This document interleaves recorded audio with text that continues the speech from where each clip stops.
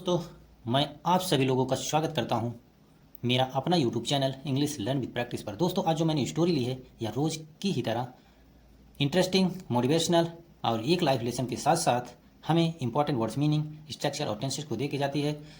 आज हम देखने वाले हैं इस इंपॉर्टेंट और मोटिवेशनल स्टोरी को। चले देखते हैं दोस्तों।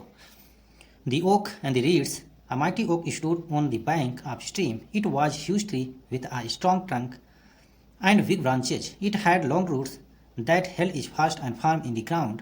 Just near the oak tree grew some reeds. They had thin but flexible stems. They stood almost half in water but had flourished well. One day a wind storm began to blow. The wind blew with great force. The oak tree had a strong stem, but it could not face the storm and its trunk broke down from the middle. Its upper part got thrown just near the reeds. As for the reeds, they were able to stand the storm without suffering any harm. They were as sound as ever. The broken oak was at a loss to understand the secret. It was very surprised indeed. The oak said to the reeds, "Brother, let me know." अब हम इसकी words meaning और साथ साथ structure को भी देखते हैं। दी ओक, ओक यहाँ एक वृक्ष का नाम है और रीड्स ये है नरकुल का। नरकुल भी एक पौधा है। और जैसे हम लोग बचपन में अपने बांसुरी और पेन को जिससे बनाते थे, ये वही वाला नरकट है। उसे हम लोग बोलते थे नरकुल, लेकिन इसकी शुद्ध हिंदी मीनिंग होती है नरकट। मतलब ओक का वृक्ष और नरकट का पौधा। अ माइटी ओक मतलब शक्तिशाली ओक। यहाँ देखिए, स्टे का सेकंड फॉर्म स्टूड, इसलिए पास्ट इंडेफिनिट का सेंस देगा, मीनिंग देगा। बैंक मीन्स किनारा होता है, स्ट्रीम मीन्स धारा होता है। इट वाज ह्यूज ट्री, यहाँ देखिए सिंपल पास्ट टेंस का यूज किया गया है। सिंपल पास्ट टेंस की हेल्पिंग वर्ब होती है वाज वर। स्ट्रॉन्ग ट्रंक, मजबूत तने। बिग ब्रांचेज, मजबूत मतलब बड़ी शाखाएं। हैड लॉन्ग रूट्स, देखिए जब हमें पास्ट में कुछ होने का सेंस देते हैं तो वहाँ हम हैड लगाते हैं। अगर यहाँ पर हमें प्रेजेंट में कुछ होने का सेंस देना होता तो हम हैव लगाते हैं। अगर हमें फ्यूचर में कुछ होने का सेंस दिलाना होता तो हमें विल हैव लगाना पड़ता। लेकिन यहाँ हैड है तो इसका मीनिंग बनेगा पास्ट में कुछ होने का सेंस दे रहा। लॉन्ग रूट्स मतलब लंबी जड़ें। यहाँ देखिए, होल्ड का सेकेंड फॉर्म हेल्ड मतलब पकड़ा। ग्राउंड मीन्स जमीन। जस्ट नियर मीन्स पास में, तुरंत पास में। ग्रो के सेकंड फॉर्म ग्रीव, इसलिए पास्ट इंडेफिनिट टेंस में मीनिंग इसकी जाएगी। रीड्स मतलब मैंने आपको यहाँ बताया है नरकट होता है। थिन मीन्स पतला। फ्लेक्सिबल मीन्स लचीला। स्टेम, स्टेम अब स्टेम्स मतलब होता है उसकी उपज। जैसे जो हरियाली वगैरह जो होती है उसकी उपज, जो उसके ऊपर के पत्ते, टहनियाँ, तने, वही सब होता है उसका उपज। ऑलमोस्ट मीन्स पूरा पूरा। हैड फ्लोरिस्ट मतलब खिल गए थे, खिले हुए थे। नीचे देखिए, स्ट्रॉन्ग मीन्स तूफान। अब द ब्लो मतलब बहना या बहा।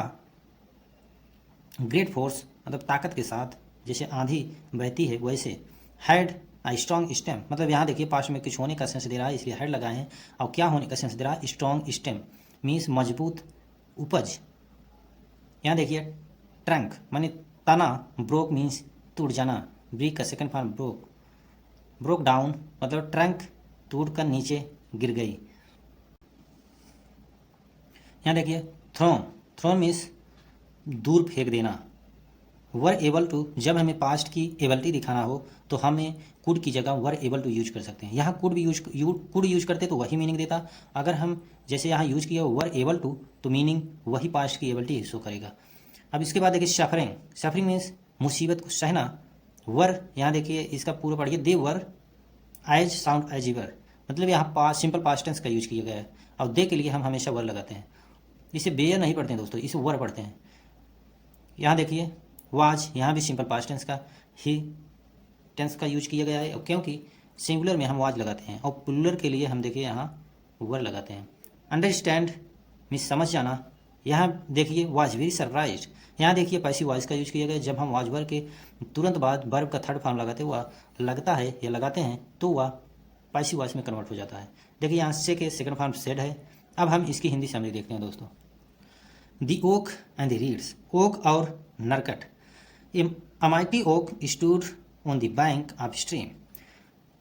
एक मजबूत ओक मतलब एक मजबूत ओक का वृक्ष खड़ा था किनारे धारा के किनारे एक धारा के किनारे एक मजबूत ओक का वृक्ष खड़ा था। It was a huge tree, वह बहुत बड़ा वृक्ष था। विथ अ स्ट्रॉन्ग टंग, उसकी मजबूत तने एंड बिग ब्रांचेज, लंबी टहनियाँ थी। इट हैड लॉन्ग रूट्स, उसके पास लंबी जड़ी थी।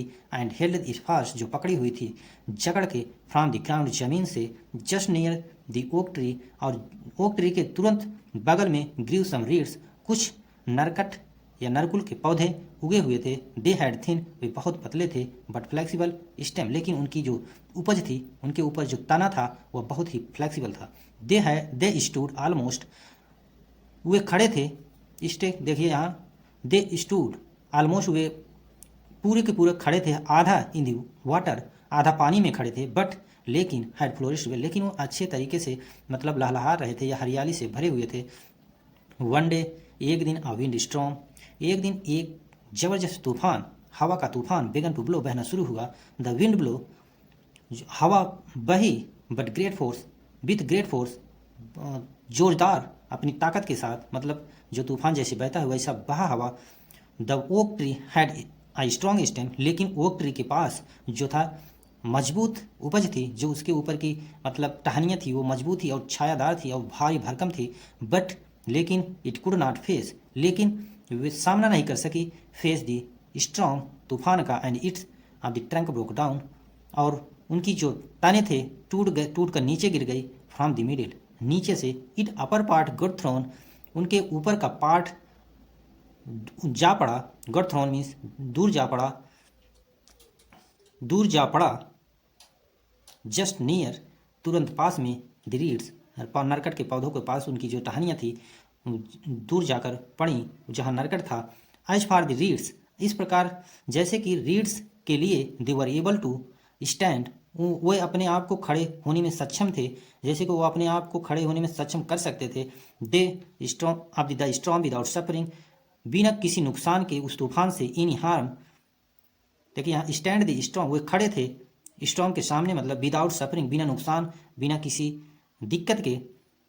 दे were as sound as ever, वे वैसे लग रहे थे जैसे कि पहले थे। The broken oak was at lost, जो टूटा हुआ ओक था उसे हानि हुई। टू अंडरस्टैंड, और उसे समझ आया। द सीक्रेट, रहस्य का। It was very surprise indeed, वास्तव में वो बहुत आश्चर्यचकित था। The oak said to the reeds, oak ने कहा रीड से, ब्रदर, भाई, लेट मी नो, मुझे जानने दो या मुझे बताओ। जैसे कि दोस्तों आप देख सकते हैं ये नरकट है, ये ओक का वृक्ष है, मतलब ये टूट के दूर जाकर पड़ा हुआ है। How you were able to keep yourself safe in the face of such a strong, you are tender plant, whether I was so strong and huge, I have broken from the middle, but you were as good as fine as you were before. It is not very difficult to follow, Mr. Oak. You were very proud of your strength, so you refused to bend before the storm. You invited to fury of the storm. That proved stronger than you, and as a result, you broke. As for us, we have flexible stem. We bowed before the storm and remained safe from the fury of the wind. So we were spared, replied the reeds. The oak came to realize its mistake and praised the wisdom of the reeds. Moral modesty saved one from harm. अब इसकी word meaning हम देखते हैं और structure साथ साथ। How means कैसे होता है, वर एबल टू मतलब देखिए पास्ट की जब हमें एबलिटी शो करना होता है तो हम वर के साथ एबल टू लगा सकते हैं या वाज के साथ एबल टू लगा सकते हैं, लेकिन यहाँ यू है तो वर ही लगेगा, वाज नहीं लगेगा।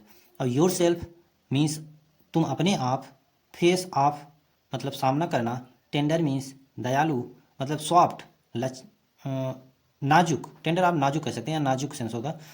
वेरियाज मीन्स जबकि, यहाँ देखिए वाज शो स्ट्रॉन्ग ह्यूज, मतलब यहाँ सिंपल पास्ट टेंस का यूज किया गया है। ह्यूज मीन्स बड़ा।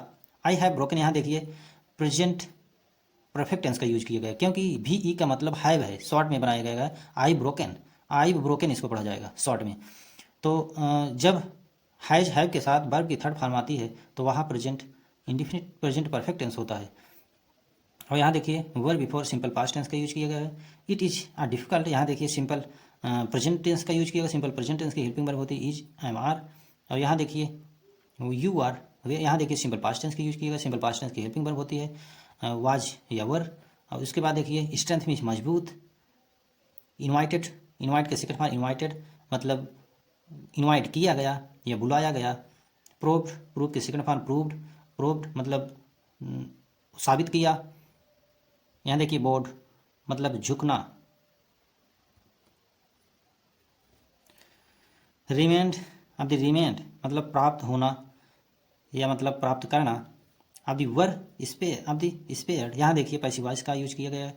स्पेयर्ड या वर्ब की थर्ड फॉर्म है और वर है। और रिप्लाइड, रिप्लाई के सेकंड फॉर्म रिप्लाइड, इसलिए पास्ट इंडेफिनिट टेंस में इसकी मीनिंग जाएगी। और यहाँ देखिए कम के सेकंड फॉर्म केम है, इसलिए पास्ट इंडेफिनिट टेंस में इसकी मीनिंग जाएगी। अब यहाँ देखिए प्रेज है, यहाँ भी पास्ट इंडेफिनिट टेंस की मीनिंग जाएगी। और देखिए मोरल मीन्स नैतिक होता, मोडेस्टी मीन्स विनम्रता, वन मीन्स प्रत्येक। अब देखिए इसकी Hindi summary. How you were able to keep yourself safe in the face of such a storm.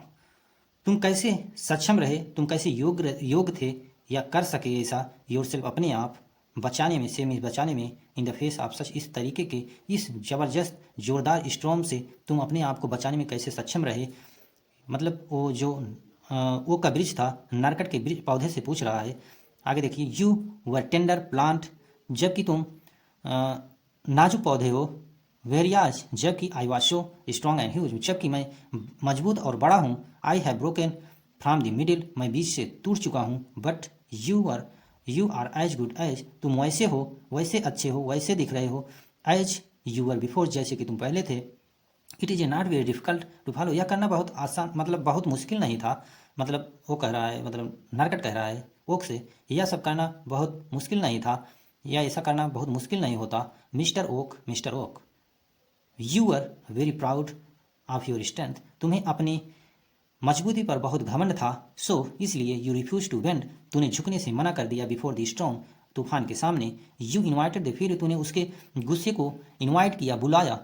Of the storm मतलब तूफान के गुस्से को तूने इन्वाइट किया और बुलाया। That proved stronger than you, और उसने प्रूव कर दिया कि वह तुमसे मजबूत है। एंड एज अ रिजल्ट, जिसका रिजल्ट इस प्रकार निकला। यू ब्रोक, तुम टूट गए। एज फॉर एज, जबकि हम वी हैव फ्लेक्सिबल स्टेम, हमारे पास जो है लचीला उपज है, हमारा तना जो है लचीला है। बिबोर्ड, हम झुक गए। बिफोर द स्टॉर्म, तूफान के सामने। एंड रिमेंड, और जिससे हमें प्राप्त हुआ सेफ, सुरक्षा। फ्रॉम द फ्यूरी, उसके मतलब गुस्से का। ऑफ द विंड, मतलब हमें सुरक्षा प्राप्त हुई, हम झुक गए सामने उसके, जिससे हमें सुरक्षा प्राप्त हुई हवा के झोंके से। सो इसलिए वी वर स्पेयर्ड, इसलिए हम बच गए। स्पेयर्ड में बच जाना, इसलिए हम बच गए, यह हमारे द्वारा बचा गया। रिप्लाइड द रीड्स, इस प्रकार उत्तर दिया रीड्स ने ओक से, उस ओक को।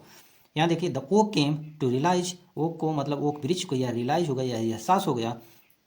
इट्स, यह मतलब यह एहसास, ये केम है इसलिए पास्ट में नहीं जाएंगे, एहसास हो गया या एहसास हुआ। इट्स मेक एंड प्रेज्ड, और मतलब मिस्टेक है, उसे गलती का एहसास हो गया। एंड प्रेज्ड, और उसने प्रशंसा की। The wisdom of reads, reads के नारकट के बुद्धिमत्ता की। यहाँ मोरल दोस्तों जो हम इस चैप्टर से सीखे हैं, इसका मोरल क्या निकलता है देखिए। नैतिक, मोरल मीन्स नैतिक होता है। Modesty saves one from harm, जो विनम्रता होती है, जो नम्रता होती है, वह प्रत्येक को नुकसान से बचाती है। तो दोस्तों इससे यही सीख मिलती है कि हमें कभी घमंड नहीं करना चाहिए, चाहे पैसा हो, चाहे रुतबा हो, किसी से हमें घमंड नहीं करना चाहिए। क्योंकि जब हम कभी घमंड करते हैं तो हमारा जब घमंड टूटता है तो सबसे ज़्यादा कष्ट होता है। इसलिए जो मोडेस्टी होती है, जो विनम्रता होती है, वो हमें जीने में सहज बनाती है। इसलिए हमें इसे फॉलो करना चाहिए।